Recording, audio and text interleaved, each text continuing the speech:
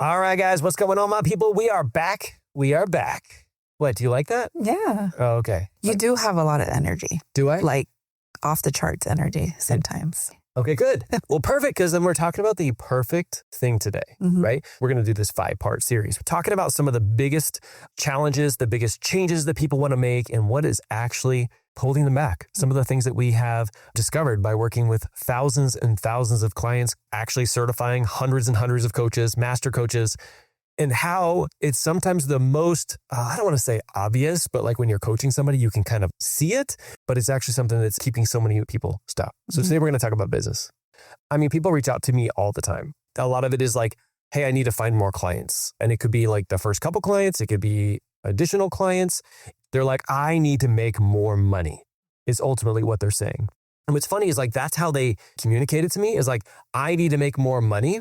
And when I start talking to them, there's a whole bunch of shame that comes up with that too. All right. So I kind of want to go down that path. Okay. All right. So what do people normally say? So they come to me and say, hey, I need to make more money. I need a new strategy. What's the strategy that I can lean into that's going to help me make more money? Right. And my advice is always the same.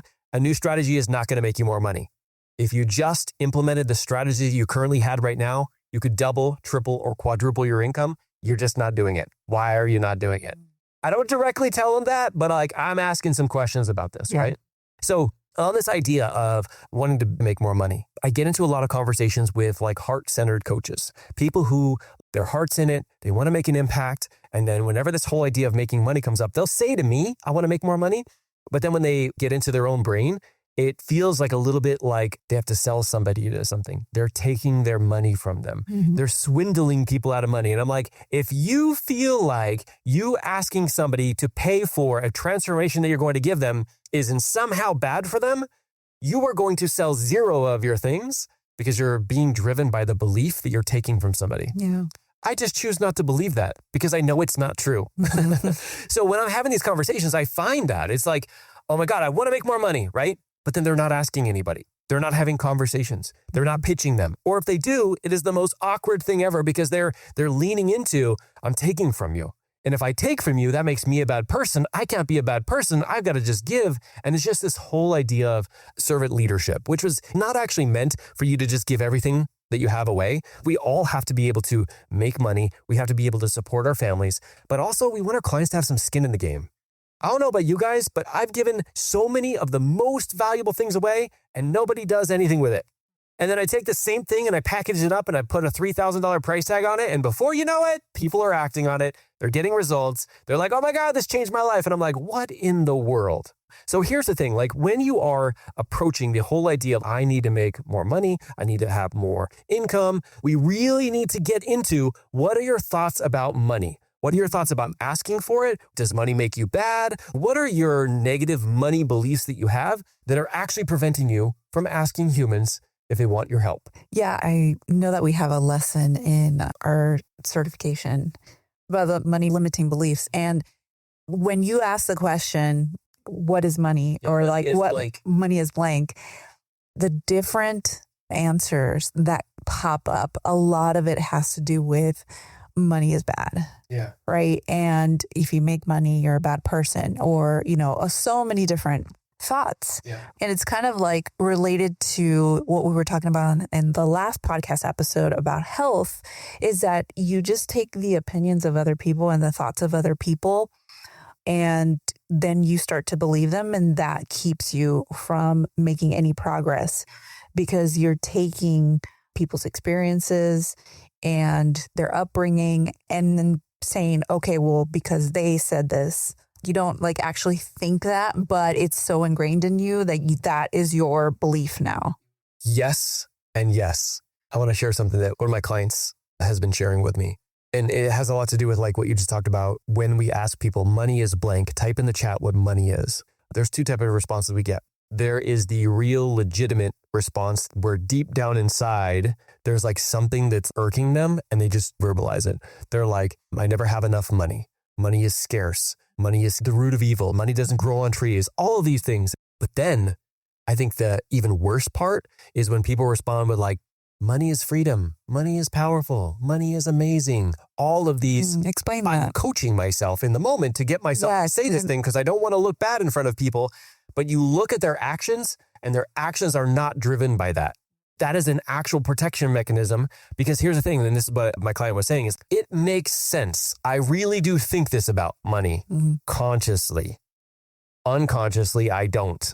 I think this way unconsciously about money. And by the way, when you move a thought from unconscious to conscious, it's no longer unconscious, meaning you're aware of it, which means you now have control over it. I want to make sure I bring that out too, because when people say they're self-coaching, they're moving something from the unconscious to the conscious, and then they're like, it still has a hold of me. And I'm like, well, then you're not self-coaching. You definitely need to be a part of the self-leadership lab because we're going to teach you how to do that. That is not self-coaching. That is looking at it and then giving it more power than it needs to, and it's going to control you even further. But when I have these conversations with people, I hear sometimes when people tell me the answers that they want to tell me, where it's like all fluffy. But when I look at their behavior, they're not asking for money. They're not having conversations. They quote unquote feel like they're selling something. And here's the truth, guys. Like, by the way, I'm going to plant a whole bunch of different seeds in you today. So these are all just my beliefs, just different thoughts. Decide if you're going to use them or not. If they're helpful for you, go for it. But 100% I'm going to sell somebody. If I feel like they're a fit and I can help transform their life, I'm going to sell them. I'm going to sell them more on their goals than my program or my course or working one-on-one. But you better believe if I have a solution to somebody and somebody is on the other end saying I'm in pain, I would be an idiot if I didn't. I feel like I would be letting them down because I literally would just convince myself not to do this. And the other person on the other side, I literally have the thing that will make the biggest impact in their life. Yes, growing their business, but simultaneously multiple areas of their life. If I was going to hold back from that, I would feel terrible. I couldn't. And by the way, I've even pitched like family members because I'm like, family members, like I love them so much. I want more than anything to be able to help them.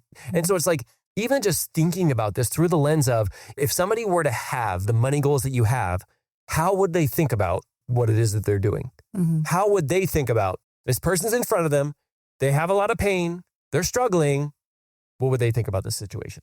They'd be like, we need to talk to them about this because it's very important that we share how we can help transform them.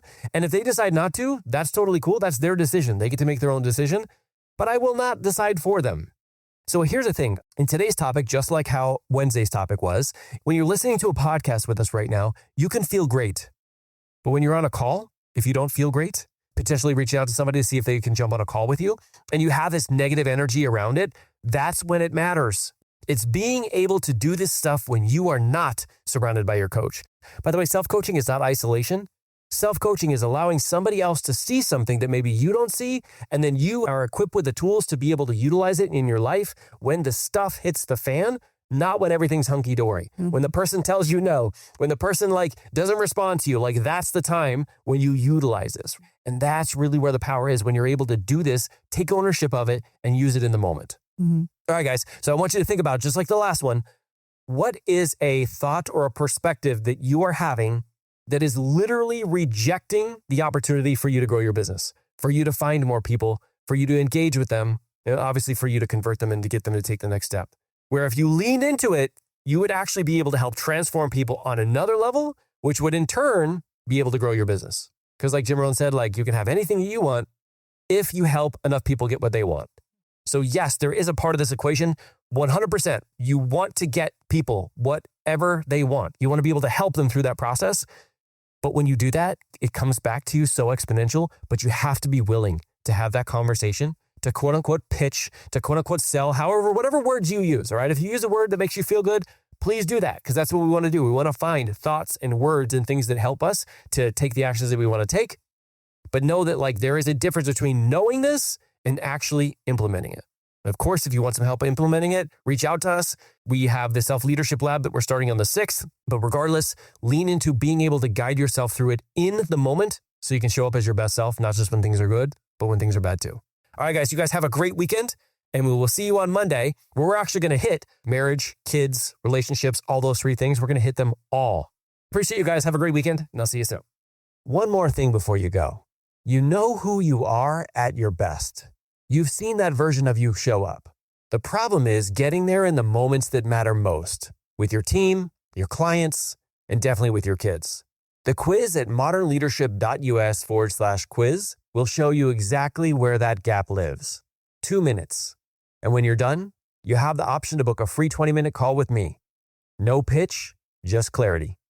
Head over to modernleadership.us/quiz.